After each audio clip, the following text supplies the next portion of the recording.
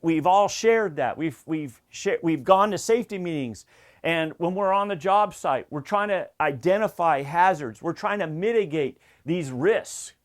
And when we do so, we're looking at these 10 elements. We take our energy wheel out in the field, and they say that by using the energy wheel, now just listen to this. They say by using the energy wheel that we prevent 43% more injuries and incidences out in the field. 43%.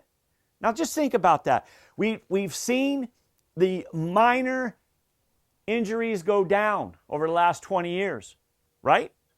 So the energy wheel, that's awesome. It seems to have helped at least seeing those minor injuries going down. We can probably give some credit logically to Mr. Haddon's energy wheel, 50 years old, okay? But, now hold on now, using the energy wheel, has it changed serious injuries and fatalities?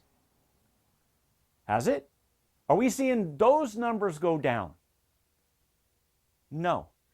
They're pretty much stable. And this year, especially over the last few months, we've seen a lot of deaths.